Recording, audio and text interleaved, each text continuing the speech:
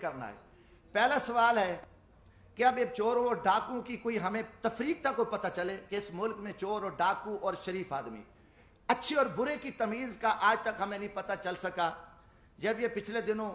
2017 سے یہ شروع کام ہو گیا تھا، 16 سے ہی بلکہ نواز شریف صاحب کے خلاف، تو میں نے قومی اسمبلی میں یہ بات کی تھی۔ میں نے کہا بات ہے کہ یہ وہی نواز شریف ہے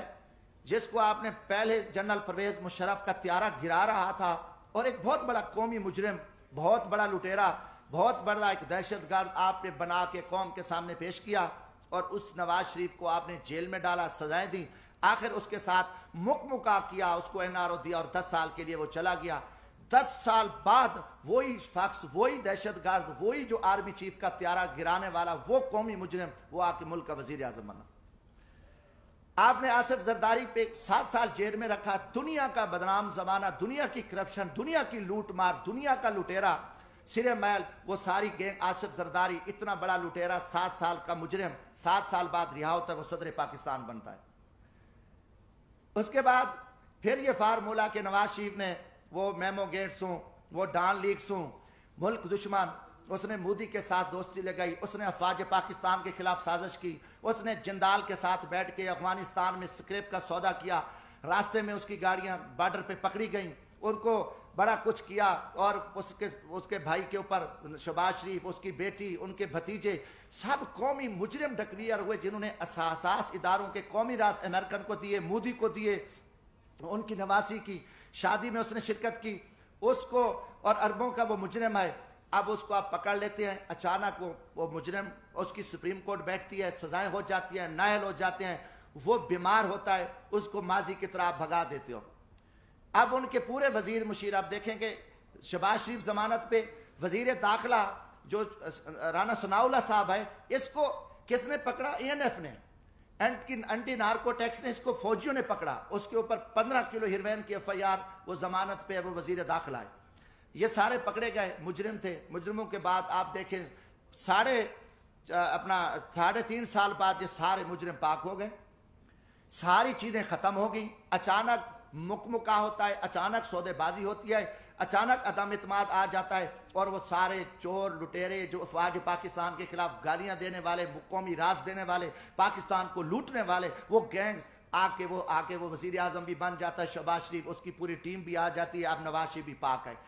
یہ قوم کے ساتھ آپ مذاق چھوڑ دو، کم از کم میں پاکستانی ہوں، جمشید دستی کا جینا مرنا یہ ملک ہے، میں مزدور آدمی ہوں، نہ میرے اثاثے ہیں، نہ میری کوئی لوٹ مار ہے، نہ میری کرپشن ہے۔ میں پاکستان کی عزت کے لیے، اس ملک کی بقا کے لیے میں بولوں گا، چاہے وہ کوئی جرنل ہو، فوجی، چاہے وہ عدلیہ کا چیف جسٹس ہو، چاہے وہ کوئی سیاستدان ہو، یہ ہمارے اوپر ایمانی ذمہ داری ہے، اللہ کا حکم ہے کہ آپ سچی بات کو جو ہے نا آپ نہ چھپاؤ۔ تو یہ میں ضرور بات کروں گا۔ اب قوم سمجھ چکی ہے کہ کھیل کیا کھیلا جا رہا ہے، اب اس کا کوئی جواب دینے کو تیار ہے؟ جب آپ کل ان کو چور ڈاکو کہہ رہے تھے، آج ان کی وضاحتیں کر رہے ہو، وہی جسٹس جو آج ماشاءاللہ ہمارے چیف جسٹس عمر عطا بندیال صاحب کل انہی بینچوں میں ان کو سزائیں دے رہے تھے، انہی کو مجرم ڈکلیئر کر رہے تھے، انہی کے اوپر حکم چل رہے تھے، آج وہی چیف جسٹس رات کو بیٹھتے ہیں اور ان کو پاک کر کے، کلیئر کر کے اور سارا کچھ کر کے کہتے ہیں جی صاف ہے۔ اب یہ چیز نہیں چلے گی۔ پہلی بات ہے کہ دیکھیں ہم غریب طبقے کے لوگ ہیں، ہم لاشیں اٹھا رہے ہیں، ہم لوگوں کی خدمت کر رہے ہیں۔ میں وہاں بھیک مانگ کے غریب مزدوروں کے بچوں کے لیے، جہاں عورتوں کو ذبح کیا جاتا تھا، جہاں جگیرداروں کے ڈیرے پہ غریبوں پہ کتے چھوڑے جاتے تھے، وہاں ایک میں شخص نے جدوجہد کر کے ہم محنت کر رہے ہیں، لاشیں اٹھا رہے ہیں، دریاؤں میں کھڑے ہیں، ہم سراؤں میں بیٹھے ہیں، ہم محنت کر رہے ہیں۔ اب ہم سے لوگ پوچھتے ہیں کہ بھائی آپ کی کسی GHQ سے دوستی ہے؟ آپ پاگل ہو؟ آپ GHQ سے دوستی ہے تو آپ آ سکتے ہو، ورنہ یہاں آپ کی جو عوامی خدمات ہے وہ نہیں ہو سکتی۔ یہ لوگ اب عام آدمی بھی، ہمیں چراوا بھی کہتا ہے، میں کہ بھی ہم تو یار عام غریب لوگ ہیں، ہم تو غریبوں کے جوتے اٹھا سکتے ہیں، ہم کسی جنرل کے جوتے نہیں اٹھا سکتے، وہ بڑے جوتے ہیں، وہ بڑے لوگ جوتے اٹھا سکتے ہیں، جمشید دستی کیا کر سکتا ہے؟ آج آپ نے سیاست کو تباہ کر کے رکھ دیا۔ آج وہ پیپلز پارٹی، وہ بھٹو کا نظریہ تھا، آج آصف زرداری اسٹیبلشمنٹ کے آگے لیٹا ہوا ہے۔ آپ نے ایک دروازہ کھولا ہے اور سیاستدانوں کو آپ کتے کی طرح خیرات ڈالتے ہو اور وہ ارد گرد یہاں پھر رہے ہیں، عوام مر رہی ہے، لوگ ذلیل ہیں۔ اسلام آباد میں ایک تماشا لگا ہوا ہے، آپ نے نہ رمضان شریف کا کوئی تقدس کا خیال کیا، نہ آپ کو آپ کی عزت ہے۔ آپ ایک اقتدار کے حوث کے پجاری ہیں، آپ ایک فرعونیت میں بیٹھ کے آپ پورے نظام کو تہس نہس کر دو، اٹھا دو، مار دو، جو کچھ کر دو، کوئی آپ کے سامنے بات نہیں کہا۔ ہم بولیں گے، ہم ضرور بولیں گے، ہم نہ کسی جنرل کے سے ڈرتے ہیں، نہ میں کسی سپریم کورٹ سے ڈرتا ہوں، میں اللہ کی ذات سے ڈرتا ہوں۔ ہم انشاءاللہ اس ملک کی بقا کے جہاں بھی ہمیں موقع ملا، آج بھی میرا دل زخمی تھا، کافی دنوں سے جھوٹ چل رہا ہے، میڈیا کو بھی پہ بھی تماشا لگا ہوا ہے، کوئی کتنے لوگ میڈیا کے تھے جو کل کیا تھے، آج بیچارے کہاں کھڑے ہیں، کس مجبوری کے تحت کھڑے ہیں، کیا کیا معاملات ہیں، مگر قوم سمجھ چکی ہے، قوم جان چکی ہے۔ گزارش ہے میرے بھائیوں، حالات بڑے تنگ ہیں ملک کے، پاکستان ایک خوفناک خانہ جنگی کی حالت میں آ چکا ہے۔ ان کے آگے سب کچھ پڑا ہے، ان کے آگے اختیارات بھی ہیں، ان کی ٹیبل پہ کھانے ہزاروں چیزیں ہیں، سب کچھ پڑا ہے، مگر ان کو زمینی حقائق کا پتہ نہیں ہے۔